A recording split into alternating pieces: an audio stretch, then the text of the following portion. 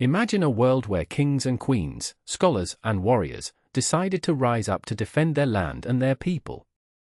This is not a made-up story, it is the true story of Pan-Africanism.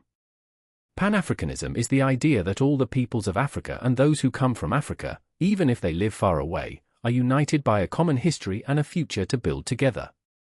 It is like a great chain of heroes who, through the centuries, have fought for freedom, dignity, and justice.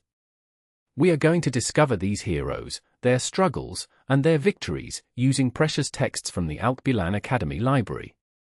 For example, did you know that African kings resisted slavery and colonization long before the great European nations became powerful? Pan-Africanism was born from these resistances. It developed with thinkers like Marcus Garvey, who said that black people should be proud of their skin and their history. He created movements so that Africans and descendants of Africans could regain their unity. This course will show you how heroes, from kings to revolutionaries, built Pan-Africanism. We will explore documents like 12 Years a Slave, which tells the story of a free man reduced to slavery, or Africa Slave Trade, which shows the horrors of the trade. These stories are not just sad stories, they are testimonies of courage and resistance. Each hero we meet has added a stone to the building of Pan-Africanism. We will see how kings like Soundiata Keita, founder of the Mali Empire, built brilliant civilizations. We will see how queens like Nzinga fought the Portuguese invaders in Angola. And we will see how revolutionaries like Kwame Nkrumah led their countries to independence. Pan-Africanism is also a modern idea. Today, millions of people identify with this African unity. This course will give you the keys to understanding why Africa and its diaspora are so important to world history. Get ready to travel through time and meet extraordinary heroes. Their story is also yours, because we are all linked by this quest for freedom and dignity. So, let's open our eyes and ears wide, and dive into the epic of Pan-Africanism. The first hero we will meet is a king who preferred prison rather than betray his people. His name is Soundiata Keita. He lived in the 13th century in West Africa. Soundiata was a prince of the Kingdom of Mali. When he was a child, he was weak and could not walk. But one day, he found the strength to stand up and become a great warrior. He united the Mandinka tribes and founded the Mali Empire, one of the greatest empires in Africa. Soundiata is a hero because he resisted the invader and created a prosperous state. His story is told in the Epic of Soundiata, a text that has been passed down orally from generation to generation. Africans could build powerful and organized empires. In the document Africa Slave Trade, we talk about the slave trade that devastated Africa centuries later. But before this tragedy, there were flourishing kingdoms. Soundiata is a symbol of this greatness. He established laws, an administration, and an army. He also encouraged trade and agriculture. Under his reign, Mali became a center of knowledge and wealth. The city of Timbuktu, for example, became a famous university where scholars from all over Africa came to study.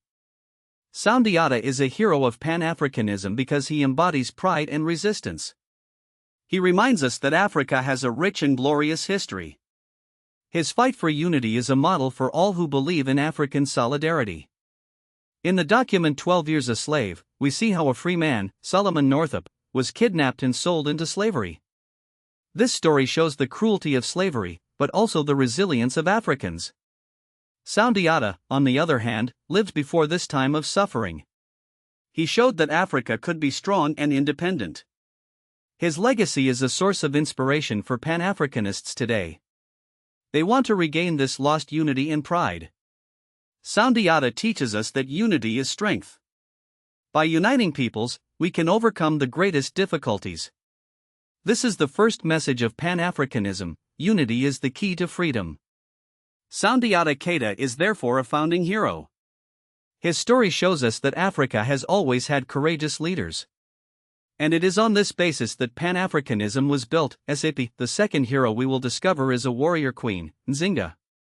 She lived in the 17th century in the kingdom of Nango, in present-day Angola. Nzinga led an army to protect her kingdom against the Portuguese invaders who wanted to capture slaves. The Portuguese were slave traders. They came from Europe and attacked African villages to capture men, women, and children. Nzinga refused to submit. She fought for decades.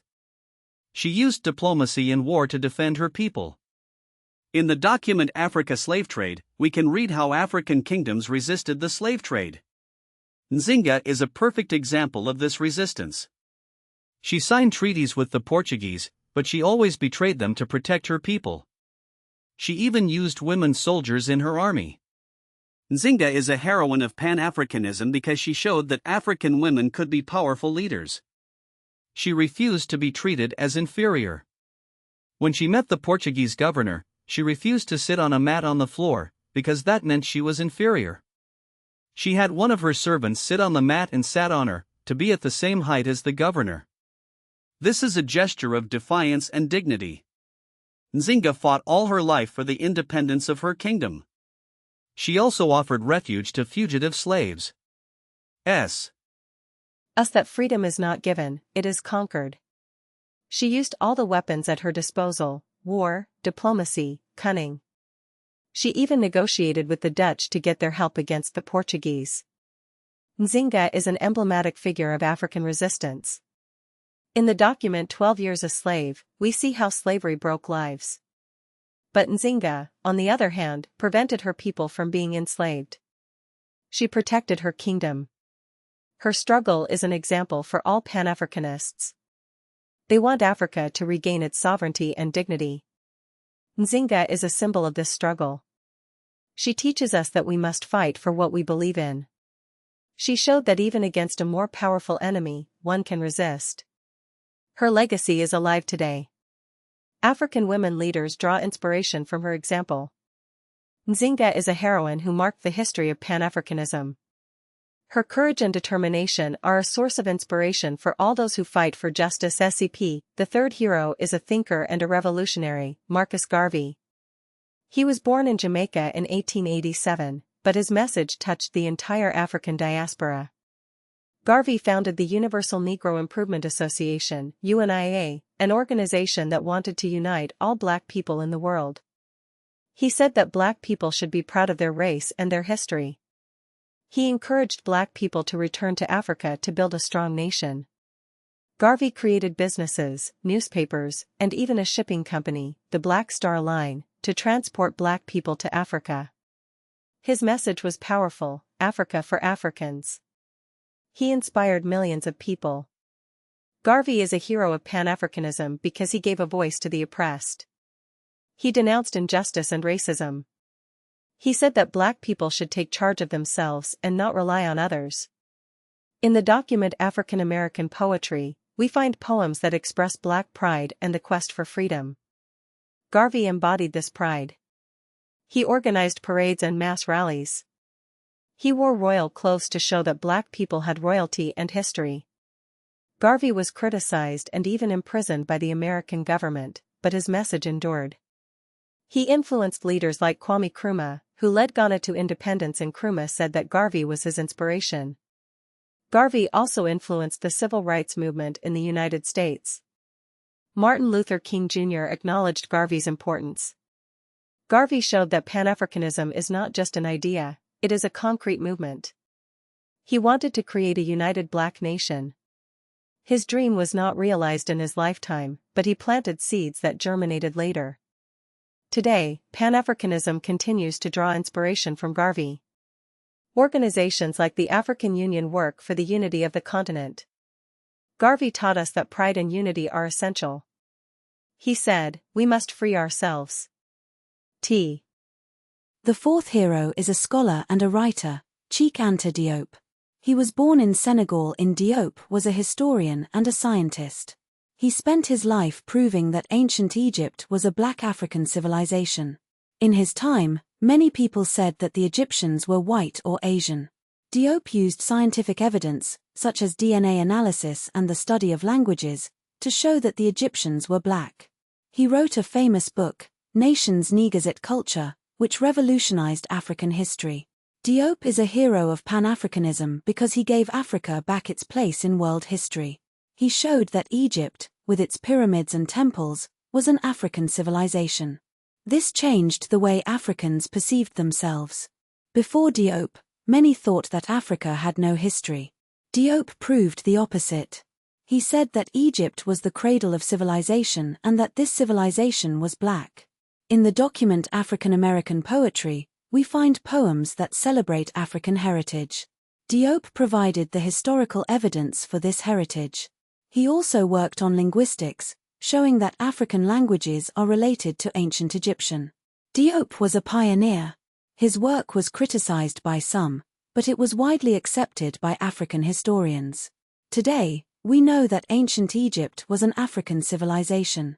Diop inspired a whole generation of African scholars. He showed that history can be a weapon of liberation. By giving Africa back its glorious past, he gave Africans pride in their identity. Diop is an intellectual hero. He used science to fight racism. His work is a source of inspiration for Pan-Africanism. He teaches us that knowledge is power. By knowing our history, we can build a better future. Diop was also a politician. He participated in the struggle for Senegal's independence. He created a political party and ran for president. But it is his intellectual work that had the most impact. He changed the way the world sees Africa. Diop is a hero who liberated African history from prejudice. His legacy is immense. He is a key figure in Pan-Africanism SEP. We will now deepen the concept of Pan-Africanism by exploring its origins and developments. Pan-Africanism was not born overnight. It is the fruit of centuries of resistance and reflection. The first Pan-Africanists were Africans and descendants of Africans who refused to accept slavery and colonization. They organized revolts, Maroneyage, free communities. In the 19th century, intellectuals like Edward Wilmot Blyden began to talk about African unity. Blyden was a writer and a Liberian diplomat. He said that Africans should develop their own culture and their own civilization. Then, in the 20th century, figures like W.E.B. Du Bois organized Pan-African congresses. Du Bois was an American sociologist and activist. Nization. These congresses continued in the following years.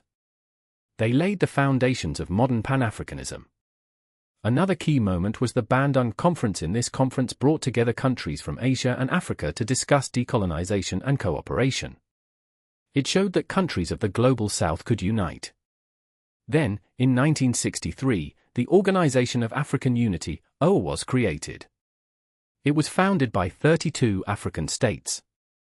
Its goal was to promote unity and solidarity among African countries. The OAU helped liberate countries still colonized. It also worked for the development of the continent. In 2002, the OAU was replaced by the African Union AU. The AU has more ambitious goals to create economic and political integration, promote peace and security, and defend human rights. Pan-Africanism also has a cultural dimension. It encourages the renaissance of African cultures. It values African languages, traditions, and arts. Festivals like the Pan-African Festival of Algiers, PAN, celebrate this diversity. Pan-Africanism is also present in music, literature, and cinema. Artists like Fela Kuti, Miriam Makeba, or Chinua Achebe used their art to promote African unity. Today, Pan-Africanism faces new challenges. Globalization, conflicts, economic inequalities are obstacles. But the idea of unity remains strong. Initiatives like the African Continental Free Trade Area, AFCF, aim to integrate African economies. Pan-Africanism is a living movement. It continues to evolve. It adapts to the realities of the 21st century. The heroes we have met each made a unique contribution. Soundiata showed unity through strength. Nzinga showed resistance through courage. Garvey showed pride through action. Diop showed knowledge through science. Together, they form a chain of heroes who built Pan-Africanism. It is a story of struggle and hope. It reminds us that unity is possible. It inspires us to continue the fight for a more just and solidary world. SEP. To understand and remember Pan-Africanism well, here are some tips. First, create a timeline with the dates and heroes we have seen. For example, note 1235 for Soundiata, 1624 for Nzinga, 1914 for Garvey, 1954 for Diop.